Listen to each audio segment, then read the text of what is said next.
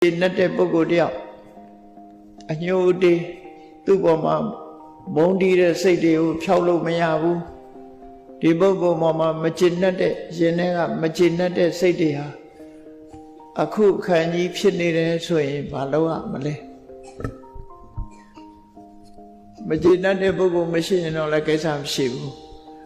ကိုမုံပြီးတော့မချေမနှက်ရင်ထဲကမချေမချမ်းဖြစ်နေတဲ့ပုဂ္ဂိုလ်တယောက်ရှိနေပြီဆိုလို့ရှိရင်ဘာနဲ့ဖြေဖြောက်ရမလဲဆိုတော့မြတ်စွာဘုရားကနီလန်၅သွယ်ပေးခဲ့တာဖြစ်တယ်ပေါ့နော်နီလန်၅သွယ်ကပထမအဲ့ဒီပုဂ္ဂိုလ်ရဲ့အကျိုးစီးပွားကိုလိုလားတဲ့မေတ္တာခိုင်မာအောင်တည်ဆောက်ပါနော်သူ့ရဲ့အကျိုးစီးပွားကိုစဉ်းစားပါမုန်းစရာတွေကိုမတွေးနဲ့ဆိုပါစို့လူတယောက်ဟာမေတ္တာကိုတည်ဆောက်တော့မယ်ဆိုလို့ရှိရင်အပြစ်ကိုမကြည့်နဲ့ကောင်းတာလေးကိုရှာကြည့်ကောင်းတာလေးကိုရှာကြည့်ကောင်းခွက်ကိုရှာမေတ္တာကိုပွားလို့ဆိုတဲ့အတိုင်းကောင်းတဲ့အကွက်ကလေးကိုကြည့်ပြီးတော့မေတ္တာပွားလိုက်ရမယ်လူတိုင်းဟာအဆိုးကြီးမဟုတ်ဘူးအကောင်းတွေရှိတတ်သေးတယ်အဆိုးတွေကိုမေ့ထားလိုက်အကောင်းလေးကိုကြည့်ပြီးမေတ္တာရအောင်သူ့ရဲ့အပေါ်မှာမေတ္တာဓာတ်ဖြစ်အောင်ကိုယ့်ရင်ထဲမှာမေတ္တာပြိုးပါလို့ဆိုလိုတယ်သူ့ကိုမေတ္တာပို့တာမဟုတ်ဘူးနော်လူတွေလွဲမှားပြီးတော့မေတ္တာပို့ခိုင်းနေတာပြောတာမဟုတ်ဘူးကိုယ့်ရင်ထဲကအမုန်းတရားပျောက်ဖို့ရာအတွက်မေတ္တာဓာတ်ကိုတည်ဆောက်တာနော်အဲ့တော့တိဆောက်တဲ့အခါမှာကိုယ့်ရင်ထဲမှာပဲတိဆောက်အောင်သို့သောအာယုံပြုတဲ့အနေနဲ့ကတော့ကိုမုန်းတဲ့ပုဂ္ဂိုလ်အာယုံပြုပြီးတော့သူ့ပေါ်မှာမုန်းတဲ့စိတ်ပျောက်သွားအောင်ကိုယ့်ရင်ထဲမှာမေတ္တာတိဆောက်ပါလို့သူပြောတာအဲ့တော့မေတ္တာတိဆောက်တဲ့အခါမှာတိဆောက်ဖို့ရခက်နေတယ်ဆိုလို့ရှိရင်သူဘယ်တော့ကတော့ငါ့ကိုခုခဲ့ဘူးတာပဲ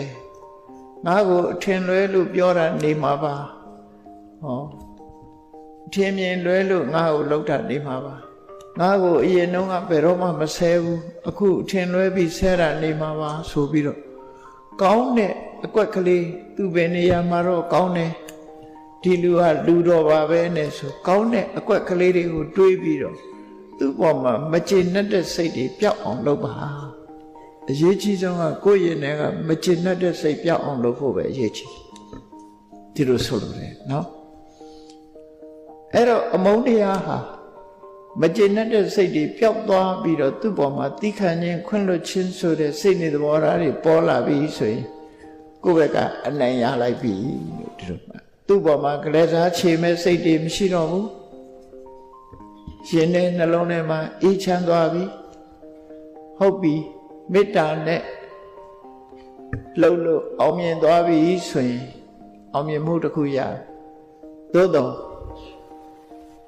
အမုန်းတရားဟာမေတ္တာနဲ့လှုပ်လို့မအောင်မြင်ဘူးဆိုရင်နောက်နီလန်းတစ်ခုသုံးချအောင်မေတ္တာထားလို့မရဘူးဆိုလို့ရှိရင်သူ့ပေါ်မှာအကျဉ်းနာကရုဏာထားလိုက်ပါဘယ်လိုအကျဉ်းနာတရားထားရမလဲလို့ဆိုဒီလူဟာအခုလိုလူ့ဘဝရောက်နေပေမဲ့လို့သူ့ရဲ့စိတ်နေသဘောထားတွေရတည်သွားတာနဲ့အပင်ငယ်ရောက်မဲ့လူပဲတနာစရာတရဝပဲငါသူ့ကိုတုံ့ပြန်ပြီးဒုက္ခပေးစရာမလိုဘူးသူ့ဘာသူဒုက္ခရောက်မှလူဖြစ်တယ်အတော်တနာစရာကောင်းတဲ့တရဝပဲလို့ကရုဏာထားလိုက်ပါတဲ့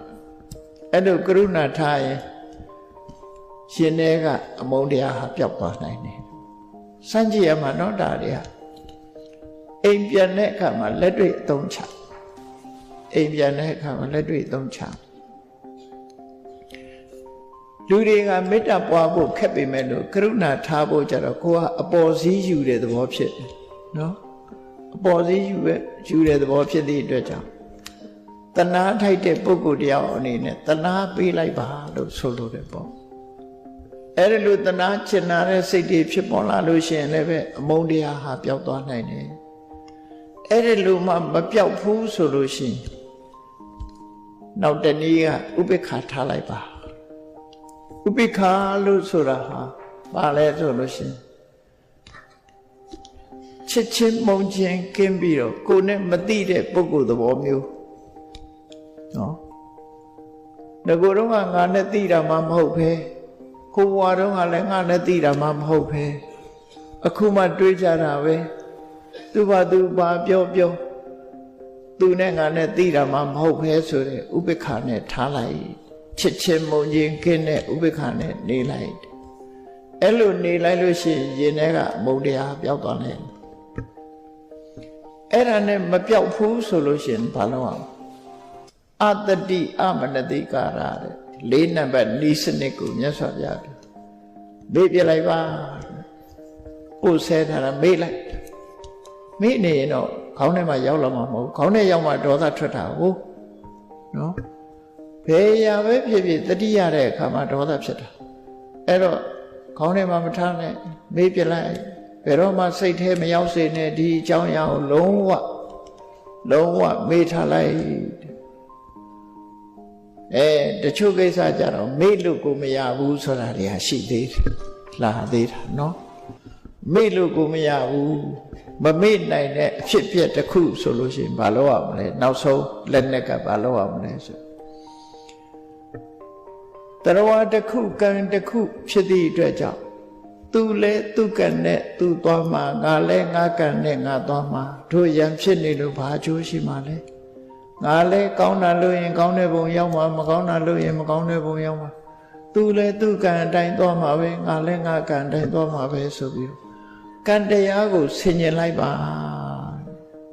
ကမ္မတကတတ္တတရားတွေဆိုတာသူကံနဲ့သူဖြစ်ကြတာမုန်းနေလို့လဲအပိုပဲရံဖြစ်နေလို့လဲအပိုပဲလို့အဲ့ဒါလို့ဆင်ញင်သုံးသပ်လိုက်လို့ရှိရင်ပျောက်သွားပါလိမ့်မယ်လို့ဟောမြတ်စွာဘုရားကပေးတဲ့နိလန်၅သွဲအာဂတပฏิဝိနည်းသုတ်မှာမြတ်စွာဘုရားပေးတဲ့နိလန်၅သွဲနော်အဲ့ဒီနိလန်၅သွဲကိုအသုံးချပြီးတော့ရင်ထဲကအမုန်းတရားကိုဖယ်ရှားပြရမယ်အဲ့ဒါလို့ရင်ထဲကအမုန်းတရားတွေကိုဖယ်ရှား